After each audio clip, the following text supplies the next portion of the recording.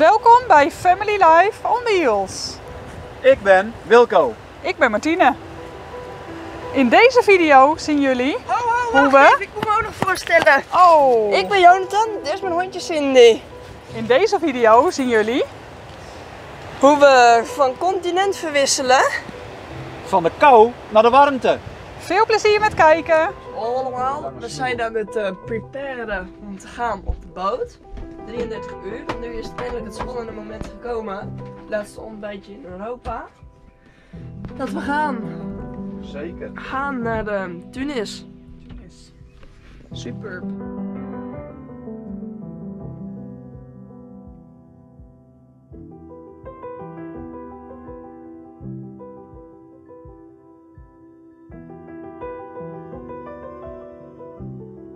Terwijl papa nog een bakje koffie maakt, loop ik even langs de auto's die buiten staan.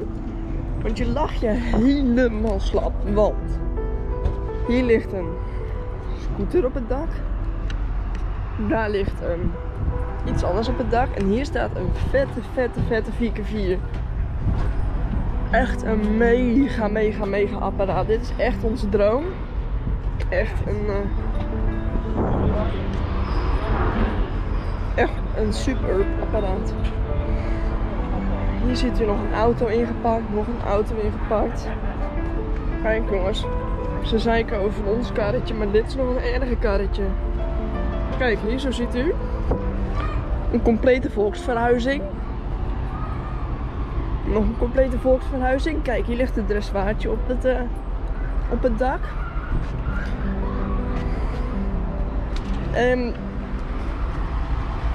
Overal zooi. Zo, iedereen is aan het boorden. Maar mijn vader heeft dan een paar vrienden gemaakt met een paar Marokkanen. Of Tunesiërs of Algerijnen. Dus heel leuk, want ze praten Nederlands, sommige gasten. En dan is gewoon een hele open cultuur. Praten met mimiek en gebaren. Maar kijk, deze 4x4 die hier staat. Die man die ligt nog met zijn pootjes buiten.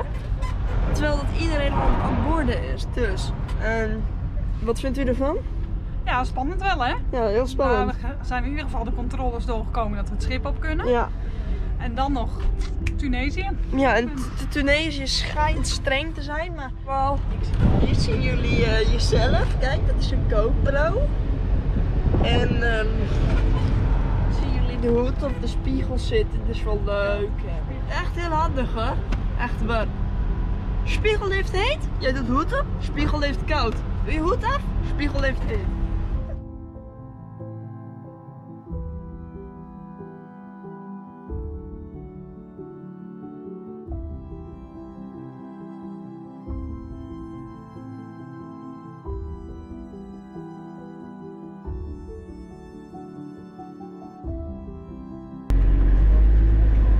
Die doet gewoon met zijn duim, dat ik gewoon het stuur op kan draaien. Ja.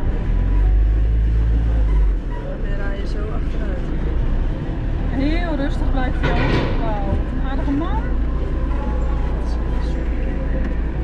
Ja, goed.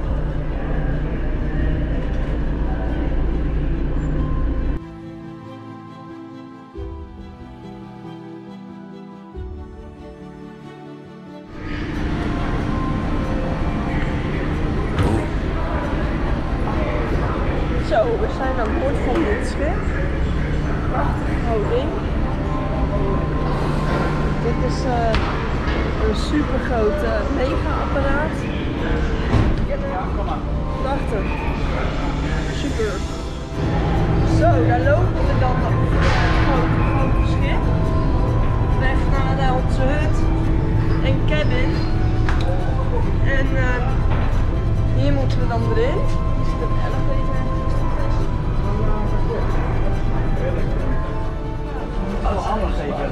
Vedete le testine sprinkler sul soffitto? Si attivano automaticamente quando la temperatura aumenta e spruzzano acqua per Nou, spegnere. de radio staat overal aan, dat is echt super fijn. En ik ken de route al. Manifetti ed estintori pronti all'uso. Ik ga zo meteen overal. Nou, In presenza di fumo mantenete i bassi. dit is onze kamer, bro. Seguendo la segnaletica modo luminescente. Oké, zo werkt dat zeker. Kan hij niet gewoon open? Nee, je kan niet echt open. Nella zona a rischio, che verrà isolata chiudendo le porte tagliafuoco. Tutto per garantirvi la più totale sicurezza. In caso di emergenza, sentirete suonare l'allarme generale. 7 Die zitten dichtbij, dat houdt seguiti da un numero. In questo caso, Bonjour. seguire alcuni. Zo jongens, die gaan we 33 uur wonen. 2 bedden. Nee, 4. Oh ja, ik zie het. Waar? Hier. Nee, not real. Waarom doet de licht het niet? Doet niet? Help, help, help! Oh. Oké, dat is een geel douchegordijn. Een smerige douchebad. 33 uur. Ja, zeker. Het gaat echt Heerlijk, lukken. man, het wordt Zie die hond? Yo, Jukko. Oké, ik ben echt... We gaan jongens. We gaan.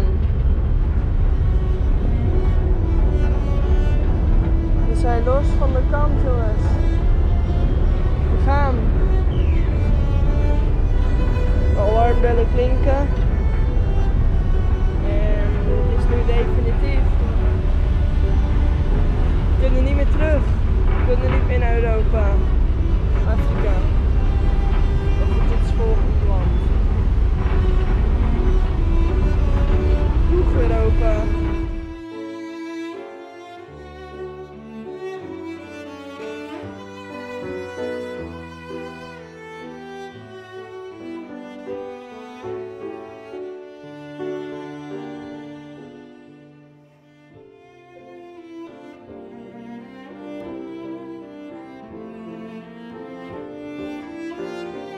Zo jongens, naar het onbekende.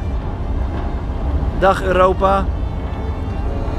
Een rare kronkel in mijn buik moet ik zeggen. Hey allemaal. Lekker gegeten hier. We zijn in onze hut. Echt heel gezellig. Het is super klein. We hebben het een beetje gezellig proberen te maken. Kijk, het enige echte stukje gezelligheid is deze papegaai die ik mee heb genomen met de camper. En dit is onze Cindy. Kijk, die mag op bed zitten. Dat is heel speciaal. Mag normaal niet. Dit is mijn moeder. Die is eten aan het klaarmaken. En dan slaap ik hier. Dit bed kun je pakken. Kijk. Dat kun je zo naar beneden trekken. Dat trek je naar beneden. Dan heb je een bed. En die kun je zo ook weer omhoog doen. Dat is heel handig. En het allerhandigste in dit huis is dat er 1 stopcontact zit. Dat is echt super handig.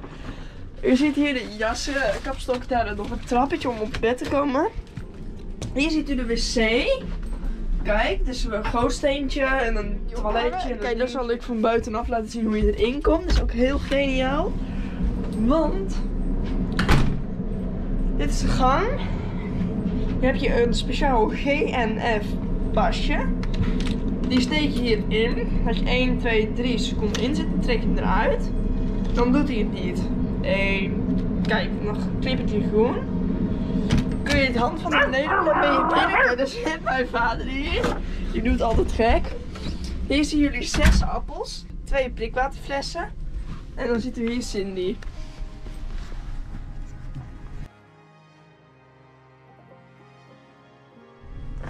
Zo, we zijn net wakker geworden op deze schuit. Verroeste spijker. Maar je ziet het aan mijn ogen. We hebben echt niet geslapen. Want we hebben buren die praten superveel. En gewoon het idee dat je op een schip zit is gewoon walgelijk. Dus we hebben niet echt heel veel geslapen.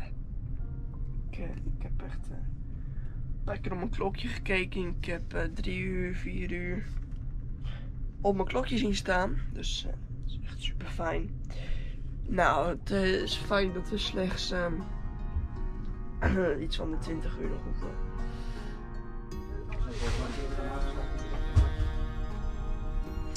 We hebben gisteren broodjes gepakt bij een self-service. Je mocht hem meenemen. Is hier brood? Dit is zo hard als de knotskogels van Michiel de Ruiter.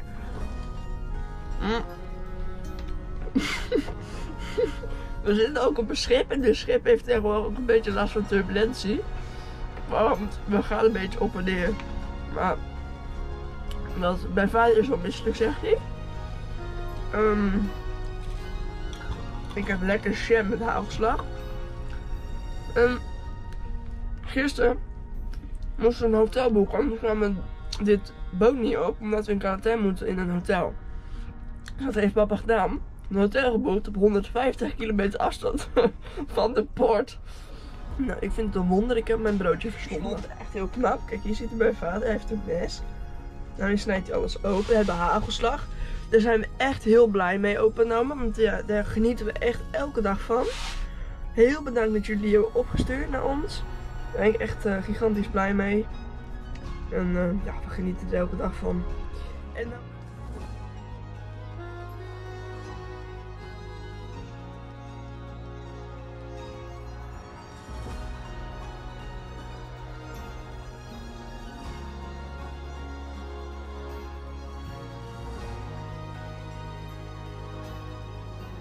Heel grote zaal, hier is helemaal leeg. In het hoekje zie je mijn vader zitten. Mailtjes beantwoorden van BOD, Bijbelse overdenkingen. En ja, dat is het werk. Ik ben erg dankbaar voor de vele vragen, voor de manier waarop we met elkaar kunnen communiceren. Dat is bijzonder. En ja, het is voor mij een uitdaging om daarin de rust te bewaren. Anders dan gaat het net zo hard hier van binnen rommelen als dat nou die zee daar rommelt. En doordat die zee zo rommelt, rommelt het hier nou ook heel erg van binnen. Maar we houden het hoofd koel en hopen dat jullie meegenieten en meeleven met ons. De Heer zegene jullie. Ja, papa heeft last van zeeziekte. Ben ik blij dat ik dat niet heb. Maar kijk, je ziet ook wel, het zijn hele hoge golven.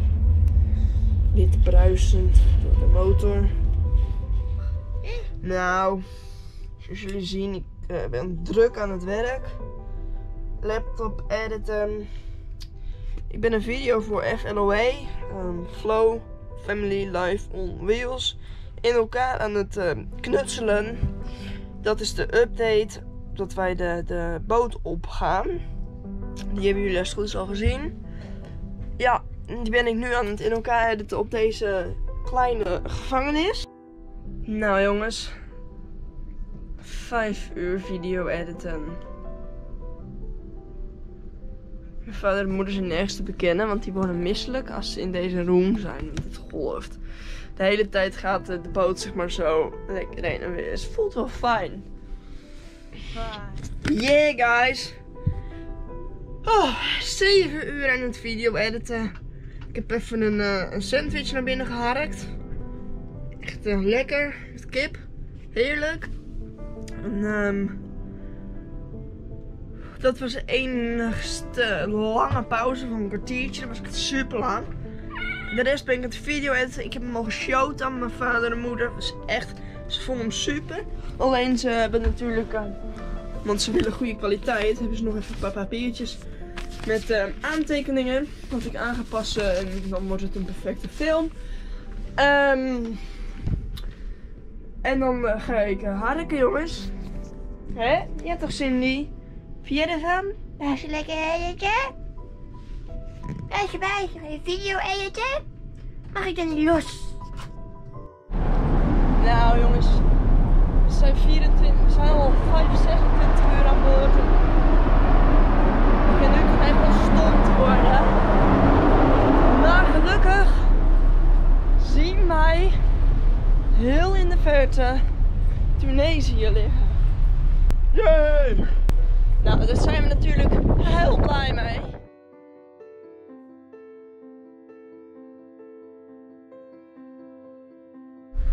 Nou, daar zitten nog wat anders bullen. We zitten hier nou lekker op het schipje. We gaan uitchecken bijna. We gaan Tunesië in. En aangezien ik het nogal moeilijk vind om dit uit te spreken, zeg ik maar Tunesië.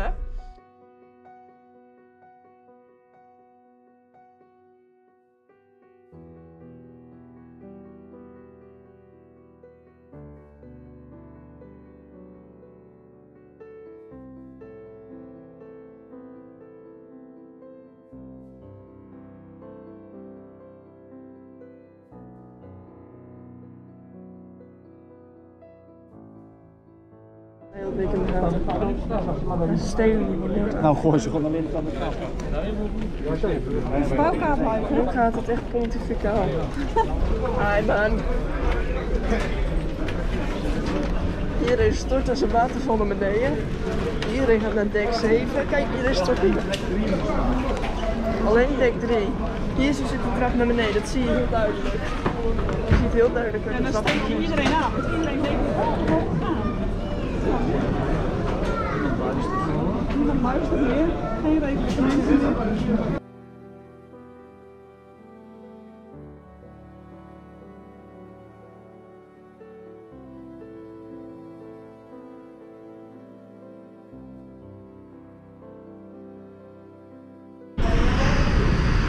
Dit is de camper.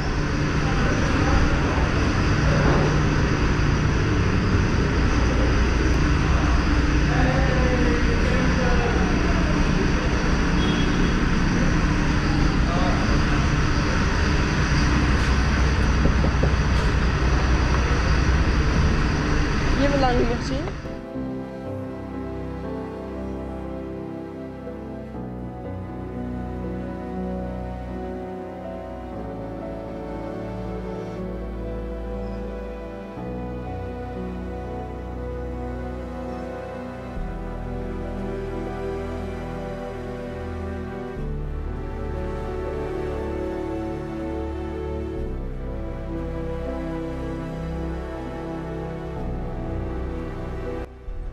Nou jongens, we staan bij de Tunesische grens.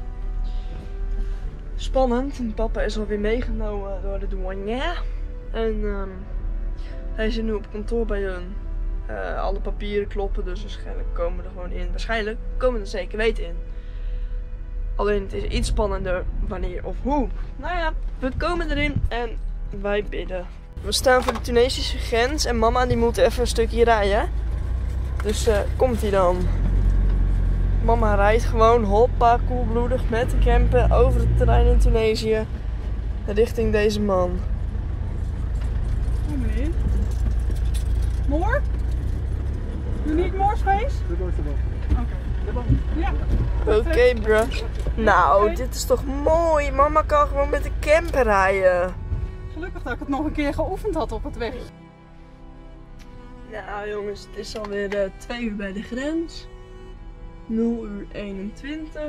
Moet je een uurtje aftrekken, dan zit je op de Tunesische tijd.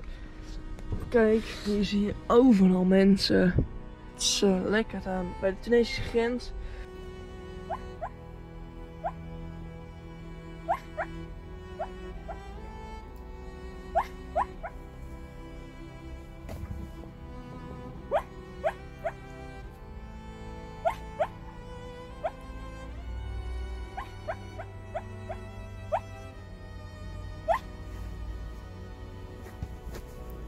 Heb jij zo spannend op de boot gezeten? Is dat spannend dan? Oh, mensen toch.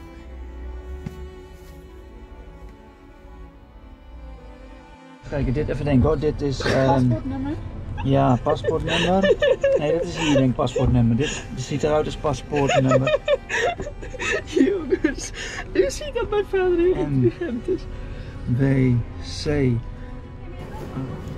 Jongens, dit is echt bizar. Het is 2 uur 's nachts. Om 10 uur kwamen we van de boot af. En nu is het dus 2 uur. En hier moet iedereen dus alles, maar dan ook echt alles uitladen. En het gaat dus iedereen die suspicious is, zeg maar, die moet hier uitladen. Maar dus wij worden hier ook heen gebracht. Dus wij vrezen met grote vrezen dat we ook onze hele camper moeten uitladen. Maar volgens mij hebben wij geluk. Want we hadden een hele aardige meneer. We hebben een formulier moeten vullen. En dan moet je dan wel rap doen. Rapido, rapido, rapido wordt er dan gezegd. Maar ja, hoe kan je nou weten wat is? Het staat er alleen in het Arabisch op. Maar goed, er staat nu een handtekening onder. En het is gewoon nog even spannend. Het blijft gewoon nog even spannend. Want we hebben nu inmiddels een stempel in ons paspoort. Maar nu zijn ze met de autopapieren er vandoor. Dus nu ben ik dus met een witte kastdeur aan het filmen. Dat is natuurlijk veel minder interessant als wat je hier allemaal ziet. Mensen gaan ook gewoon op onze motorkap zitten. Die zit denk ik lekker. Dat mannetje kwam net gewoon even de camper binnenlopen. Die dacht, oh nou ik wil wel eens kijken hoe dat er bij die Hollanders van binnen uitziet. Nou kijk, er zitten heel veel mensen. Met alle spulletjes buiten. Ja, we worden een beetje melig ongeveer ervan. Als we zo meteen op We zijn al lang thuis, zegt Wilco. Als we zo Kijk, en daar staat die geweldige grote camper. Die staat ook te bedenken van, moet ik ook uitlaaien.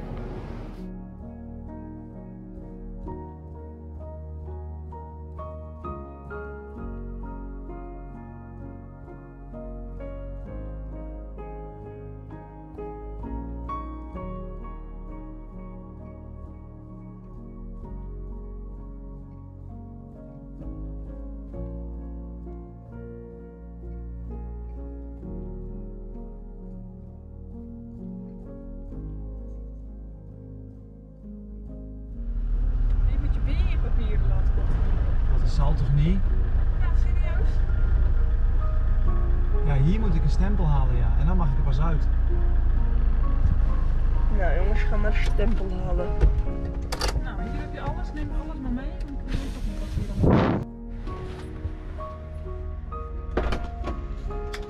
Zo, jongen. Ik hoop niet dat we straks nog meer overgewicht hebben met al die stempels en papieren. Wat moesten ze nou weer met die autopapieren dan? Ongelooflijk. Hij zei iets van kastje naar de muur, maar dat is het echt, ja. Ja, dat weet je echt niet met Tine. Mag ik mijn paspoort? Allemaal papieren, krabbels in je is mijn dus. paspoorten, stempels. Ik ben heel benieuwd wat er op, Het is echt zo gereinigd. wat er op pagina 30 staat. Elke keer uit de slaap. Dit ben ik jongens, kijk hoe poeperd ik ben. Mag ik eens kijken? Kijk mijn handtekening, echt. Ja, ik moet nu even zo- 1,45 meter, tegenwoordig ben ik ergens in de 1,70 meter. Dit moeten we allemaal bewaren, hè? Natuurlijk. Ik ga even naar Kijk, pagina dit zijn hele officiële documenten. 30. Jee, ik heb visa! Nou, je hebt nou zoveel Dit is papieren dat je verkeerd. hier voorlopig de eerste paar jaar niet meer weggaat. Hier ga je ook nooit meer naar heen. Maar dit moet je bij Algerije dus ook doen. Dit moet ik laten zien weer hier. Als we weer stempels en knipjes doen. Oh ja, Maar ik heb geen stempel en ook geen knipje. Jawel, op pagina 30 of zo. Nee, er zit geen stempel. Een roodstempel zit er. Ja, heel kleintje, ja, maar die zit er al echt uren. Het zit er echt al uren, want we kunnen tegenwoordig over uren praten. Zo, net voor het slapen gaan. Nog eventjes ja, kort vertellen hoe het allemaal liep. Het is nu 1:15 in de nacht. We zijn na een reis van ruim 30 uur, 32 uur denk ik, dat we op het water hebben gezeten. Kwamen we aan in de haven van Tunesië. We hadden het geluk dat we als laatste op de boot mochten. Ook grappig trouwens, want we waren om 11 uur waren we al in de haven van Genua. En we gingen er als laatste op. Dus ook dat liep niet helemaal zoals het zou moeten lopen. Spannend. Maar het mooie was dat we achteruit mochten rijden met de aanhanger onder begeleiding. Een man die zei deze kant op, met stuur die kant op. Zo stonden we heel mooi strak op de boot. En konden we er als eerste afrijden. We zijn er dus als eerste afgereden. Maar omdat we Nederlander waren, met een grote camper en een aanhanger, werden we natuurlijk direct aan de kant gezet. En ja, begon het feest eigenlijk. Ik moest uitstappen en mocht met de politieagent mee. Nou, ik weet niet. Het was dus 10 uur 's avonds. Ik weet niet vanavond. Ik weet niet hoeveel politieagenten ik heb gehad. Maar in de eerste die bracht me naar een loket. Een tweede naar het loket. Toen moest ik naar buiten. Moest ik meewandelen. Wat kom ik hier doen? Er is toch, de hele wereld is vol met pandemie. Ik zeg ja, maar dan juist in deze tijd is het ook nodig dat we liefde brengen bij de mensen. En dat we ook aandacht voor elkaar hebben. Nou, dat vond u wel een mooi inzicht. Maar vervolgens ja, moest ik op een kantoortje komen. Moest ik gaan zitten. En nou, vertellen wie ik was. Wat ik ging doen. En nou ja, worden die papieren ingenomen. En kon ik weer naar buiten. Stond ik buiten te wachten. Moest ik weer met een andere agent meenemen. Die ging me ondervragen. En nou ja, dat alles bij elkaar heeft zeker 2 uur geduurd. En weer naar binnen, weer naar buiten, weer naar binnen. En weer een andere agent. En dan loopt die met je paspoort. En dan komt die weer met je paspoort. Uiteindelijk kreeg ik dus 2 paspoorten terug. En 1 paspoort ontbrak. Nou, ik moest maar naar de auto gaan. En dan zou ik wel meer horen. Nou, dan zit je dus een poosje hier in de camper te wachten. En dan komt er een douanier die zegt je moet meekomen. Nou, dan ga je mee. En dan kwamen we in een hele grote hal. Nou ja, de foto's die heb je gezien. Ach mensen, dan denk je van oh, alle spullen moeten eruit. Zoals bij al die andere auto's. Van die busjes die vol zitten met afval van onze kringloopwinkels. In Nederland zeg maar. En ik denk nou alles moet eruit, maar het viel erg mee. Maar ook daar weer, van het kastje naar de muur. Die pakte de autopapieren, die pakte de papieren van de bromfietsen. Die ging met het paspoort er vandoor. We moesten lijsten maken. Nou ja, je hebt het gezien en je zult het zien. En uiteindelijk is dat allemaal gereed. Mag je gaan, stempeltje hier, stempeltje daar, kriebeltje hier, papiertje hier ingevuld. En ik denk dat ik daarna nog iets van 3, 4, 5 loketten heb gehad met stempels. En dan kom je als laatste, mag je eindelijk bij de politie komen. En die zegt, hello my groot vriend. En nou, dan mag je erdoor. Nou ja, en we staan nog in 2 tellen staan we langs de kant van de weg om te kijken waar we heen moeten. En er staan al 2 jongens bij het raam. Van Pietje. Nou ja, wij wisten niet wat Pietje was. En dan komt er een politie aanrijden met 2 mannen eruit. Die komen eruit en die beginnen de jongens gelijk te mappen aan alle kanten. En dat werd zo opgelost. En vervolgens zijn we aan het rijden, komen op een rotonde met een wegversperring. Polities, grote geweren. En, ja, echt grote vriend Lugu Tahar. Maar zij spraken geen woord Engels, dus ze pakken er een telefoon bij en bellen met een ander videobellen. Lugu Tahar heeft ons een lekker cakeje gegeven. En nog een glasje melk. En uiteindelijk mochten we dus op deze parkeerplaats, onder politiebegeleiding, staan we nu met grote AK, weet ik veel wat voor apparaten, mogen we slapen. Bij Lugu Tahar. Maar het bijzondere van alles is, dat vind ik wel heel mooi. Ik heb daar natuurlijk, ja, ik zat 2 uur weer gestaan zonder Martine, zonder Jonathan. En dan ben je echt, ik mocht in de rust zijn. Ik zei, vader, het is uw project, het is uw motorhome. Ik ben met Martine en Jonathan een gereedschap in uw hand. En als gereedschap wil ik niet eigenwijs zijn. Waar u mij wil inzetten, daar ben ik. Op de boot heb ik hele mooie gesprekken mogen voeren. Echt mogen getuigen. Het verschil mogen aanwijzen van wat het is om te leven onder een juk in de... Ja, in de cultuur waar we nou zijn. Of dat je leeft in een gemeenschapsrelatie. Dus ook daar stond ik van, nou het is goed. Wat er ook gebeurt, het is goed Heer. Als we terug moeten is het goed. Als we hier mogen blijven is het goed. Het is allemaal al goed geweest. Ook de gesprekken met de politie. Wat is je werk? Ja, ik zeg ik ben een teacher. Een leraar. Nou, wat leer je dan? Is nou cultuur, een historie en nog veel meer mooie dingen. Oké, was goed, werd opgeschreven. En nou ja, zo hebben we al prachtige dingen. Het is al een hele belevenis om hier zo te staan. We hopen nu even lekker te kunnen gaan slapen. En ja, het is erg vroeg. Het is erg vroeg. Nou ja, zeker ook omdat we de achterliggende nacht ook niet veel geslapen hebben op de boot. En ik zelf best wel last van zeeziekte. Vrienden, bedankt. We gaan even lekker slapen. Heerlijk, veilig. Onder vaders hoede. En hij heeft ervoor gezorgd dat we nu mogen staan hier onder politiebegeleiding. Wat ik het allermooiste van deze dag vond, is dat ik in de camper kwam. Ook Martine, ook Jonathan helemaal rustig waren. En het was gewoon goed zoals het zou lopen. En het is ook goed. Het is gewoon mooi om het allemaal mee te mogen genieten. En vader weet het beste waar hij ons hebben wil. We weten nu dat we hier zijn. Ver bij onze lieve vrienden vandaan. We weten niet wat de toekomst ons brengt. Maar het is goed. We leggen het zo in vaders hand. En het is natuurlijk al een hele leuke ervaring dat we in Afrika zijn aangekomen. Maar nu eerst slapen. Nu gaan we echt slapen, want ik voel bijna Wel trusten. En ik heb honger. Kijk, de lamp wordt al uitgedaan.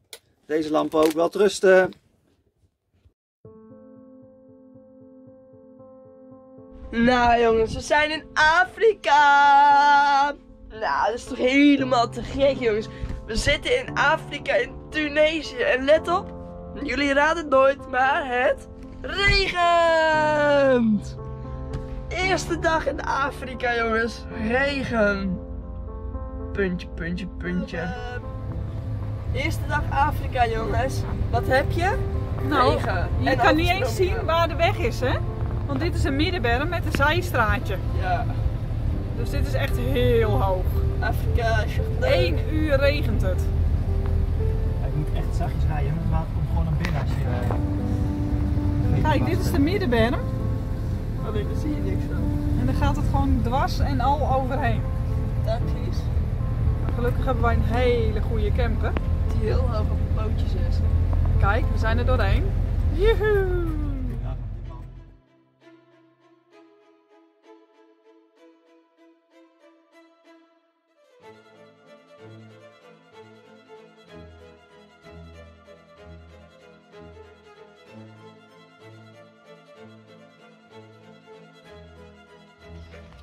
Zo, we zijn bezig alle winterspullen uit onze gading te halen. Kijk, hier ziet u duizenden kleren liggen. En hier zie je nog veel meer troepjes en dingetjes en spulletjes en dingen. Kijk, binnen is het een ontplofte bom. Kijk, overal ziet u kleding liggen. Alles is... Oh, het is winter hier, hè? Hé, waar is Cindy? Je ligt toch op de voorstoel, of niet? Voorstoel? Nee, nou, ik zal eens buiten kijken. Wat is dat beest? Oh, lig jij stoutig op de kleding? Ben jij daarheen geklommen? Oh, stouterd. Baasje, lekkere mand. Mag ik lekker los op deze mand?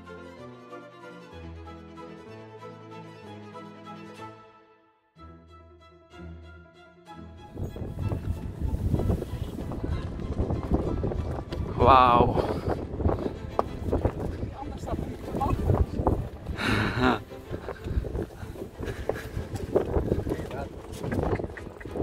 Great.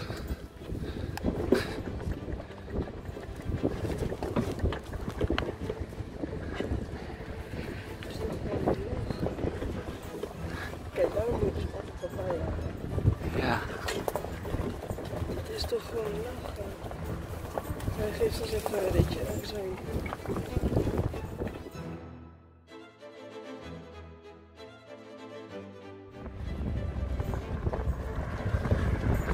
Ja, in Nederland zijn we gewend om met de auto te reizen. Maar hier doen we dat met de ezel. Soms is het goed om het even vanaf een andere kant te benaderen. Echt super.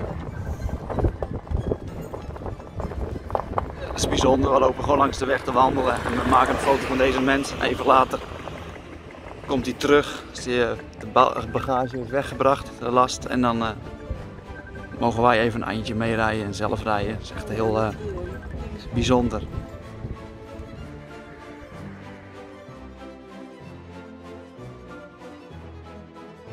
Nou, dat was weer een hele enerverende reis die we achter de rug hebben. Zoals jullie wel hebben gezien op het filmpje. Soms ziet het er allemaal heel smooth en ontspannen uit. Maar dan bonken onze harten wel. Tenminste, dat was het geval in Genua, in Italië. Ja, dat was gewoon best spannend, omdat we dachten dat we alles in orde hadden. En toen uiteindelijk duurde het nog van 11 uur 's ochtends tot 5 voor 4 's middags dat we de boot op konden. Want om 5, ja, ik denk 4:15, toen kregen we een seintje dat we de boot op moesten. Maar blijkbaar was dat dus nog weer een douane. Want toen moesten jullie ineens weer helemaal naar boven, naar een kantoortje. Ja, toen klopten de papieren niet. Nee. We mochten dus doorrijden inderdaad de boot op en toen moesten we nog weer een papiertje afleveren. Een van de zoveelste papiertjes. En toen bleek dat er nog weer iets niet in orde was. Dus moesten we weer naar boven, naar het kantoor bij de politie en douane. En uiteindelijk was dat dus wel voor elkaar. Ja. Maar het was wel pittig. Hè? Bij de grens werden we natuurlijk gelijk al aangehouden. We mochten helemaal het terrein van de boot niet opkomen. Nee. Nou ja, dus het is een hele onderneming geweest. En dat was inderdaad best spannend. Omdat je vanaf Denemarken alle grenzen bent overgegaan. En dan sta je bij de boot. En dan lijkt je min of meer toch compleet niet door te mogen. Ja, en vooral was dat ook wel spannend dat ze zeiden van... de mensen worden achter elkaar teruggestuurd bij Tunesië. Want Je komt van de boot en diezelfde boot gaat gelijk weer terug. Dus dan word je gewoon rechtsomkeerd en dan kan je de boot weer opgaan.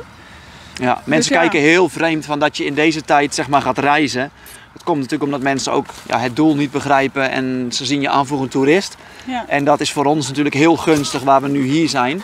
Dat we worden aangezien als een toerist en dat het niet op ons voorhoofd geschreven staat wat onze hoge missie is. Nee. Maar toen kwamen we inderdaad dan dus eindelijk na die 33 uur varen aan de overkant. Ja, en er was trouwens aan boord was 1 Duitser met een speciale camper die jullie wel gezien hebben. En een groepje uit Frankrijk met die Can-Ams, die quad zeg maar. Maar verder waren het allemaal mensen met een Tunesisch paspoort. Dus, die kunnen natuurlijk gewoon sowieso door. En die mensen die groepsevenementen hebben, dat is een eind de Sahara in. En die hebben gewoon afspraken staan, dus dat is best. Ja.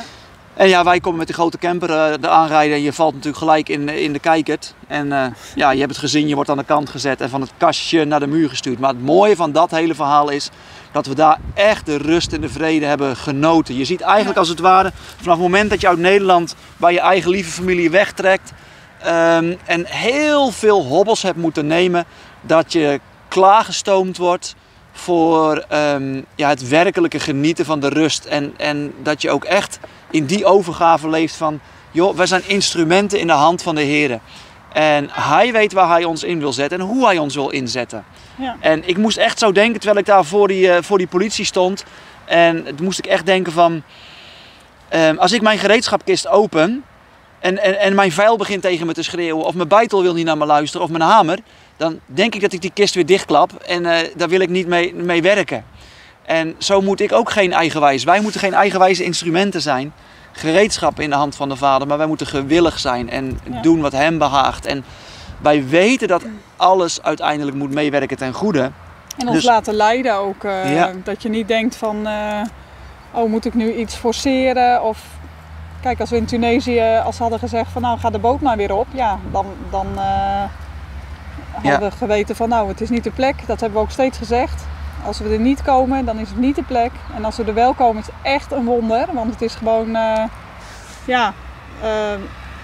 gezien de omstandigheden, is het onmogelijk om Tunesië in te komen. Ja, zeker met onze principes. Ja.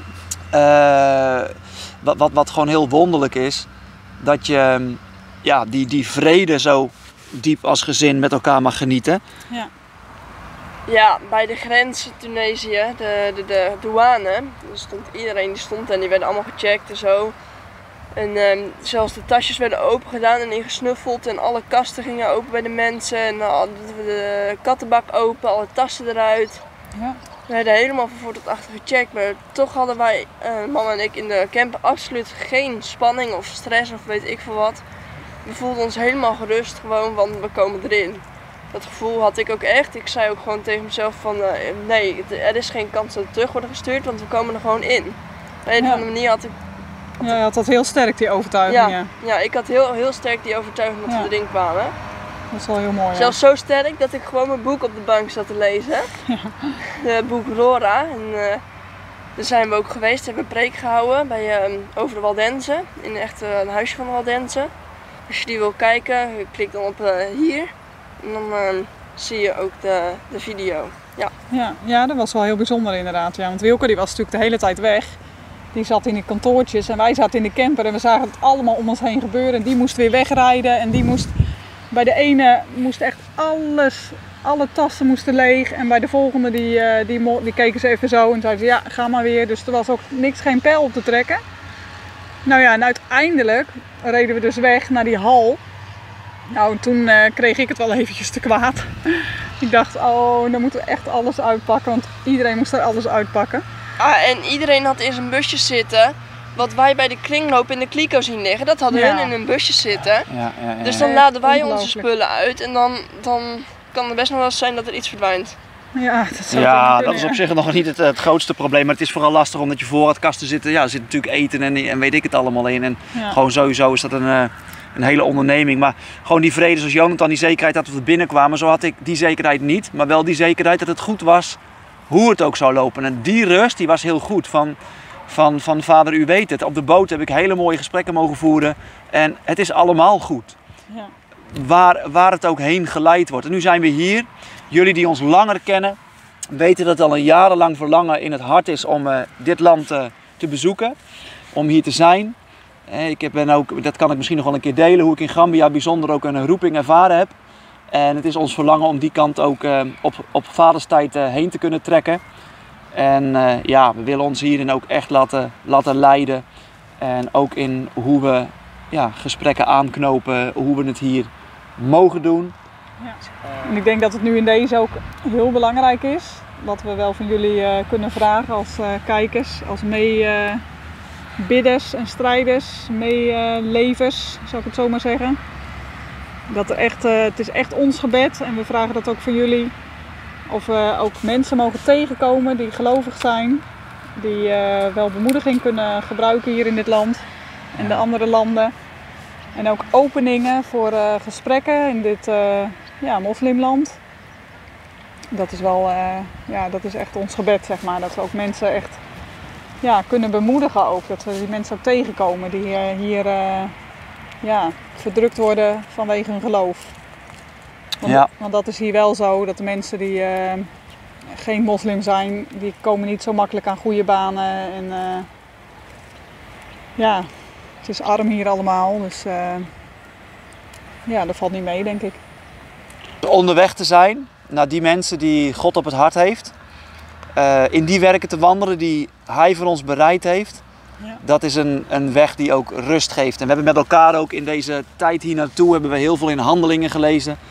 En als je dan leest hoe de apostelen door heel veel moeite heen zijn gegaan. Maar ook steeds op die plekken moesten zijn waar God hen bracht. Ja. Dwars door gevangenisdeuren heen, dwars door de grootste onmogelijkheden heen. Is het goed. Het heeft ons enorm bemoedigd. Ook de geschiedenis uit de Bijbel. En we zijn nu hier. Hoe het verder zal lopen, het is goed. Jullie weten dat het ons grootste verlangen is dat de Heer Jezus spoedig komt. Zodat er in deze grote wereld vol ongerechtigheid, gerechtigheid zal geschieden. Ja. En dan is het zo ons verlangen dat jullie die met ons meeleven, met ons meekijken, ook echt die geborgenheid in de Heer Jezus Christus mogen kennen, die vrede in Hem mogen genieten. En ik geloof dat het dwars door de grootste verdrukkingen heen, die vrede juist wordt uitgewerkt in de harten. En wij ervaren het als gezin, dat de tegenslagen ons niet bij God wegslaan, maar ons dichter bij Hem en dichter bij elkaar brengt. Het is een zegen om iedere dag je hand in Vaders hand te leggen en te genieten dat de vrede die al het verstand te boven gaat, onze harten en onze zinnen en onze gedachten bewaard worden in de Heer Jezus Christus. Ja, het is heel belangrijk om bij de dag te mogen leven. En dat valt niet altijd mee.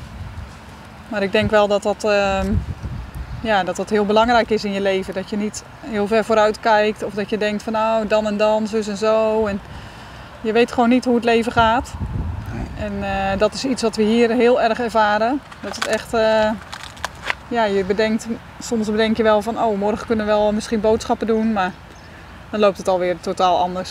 Dus het is hier echt bij de dag leven. Ja, maar het bijzondere is ook dat je gewoon, als je terugkijkt ook als gezin, dat het een kneedproces is. Kijk, in het maatschappelijke stel je doelen. In het maatschappelijke heb je zeg maar een bepaald carrièredoel en je richt je op omzet, je richt je op resultaat. En op het moment dat je zeg maar je leven geheel in de handen van de Heer legt om in die bediening te wandelen, is het zijn resultaat wat geldt. Is het zijn doel die belangrijk is. Zijn weg staat boven onze weg. En dat is echt iets wat je moet leren. Wat wij hebben moeten leren, wat we nog steeds moeten leren. Hè? Dus niet mijn wil, niet Martinez wil, niet Jonathans wil. Niet wij ons verlangen naar een leuke plek of naar een mooie ontmoeting. Maar waar wil de Heer ons hebben?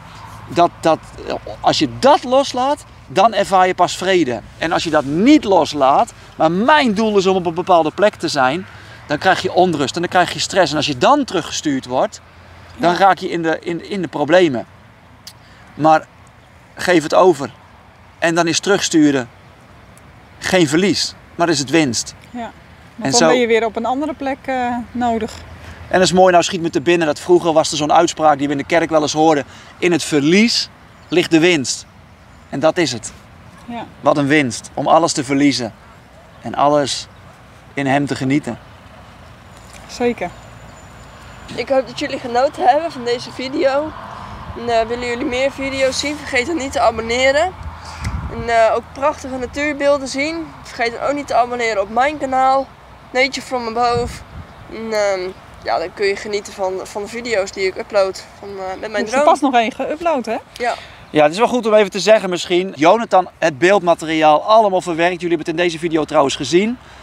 We zijn echt wat dat betreft heel erg dankbaar dat hij ons daarin heel veel werk uit handen neemt. Zeker. Ik zou niet weten waar ik de tijd vandaan moet halen. Ja, soms dan heb je gewoon 5, 6, 7 uur beeldmateriaal. En dat moet dan verwerkt worden tot half uurtje. Ja, op de boot hoorde je mij zeggen 8 uur aan het video edit. Nou, dat is ook echt waar. Ja, Ik ben dat was toen nog- echt van 's ochtends 10 tot 's avonds 8, 9 aan het video editen geweest. Ja. En dat was echt...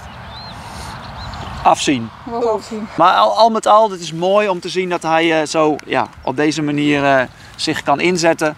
En ook op die manier dienstbaar mag zijn. En het geeft ons grote vreugde om dit samen met jullie te mogen delen en dit samen als gezin te mogen doen. Ja, zeker. Bedankt. Tot ziens. Doei. Bye bye. Bye.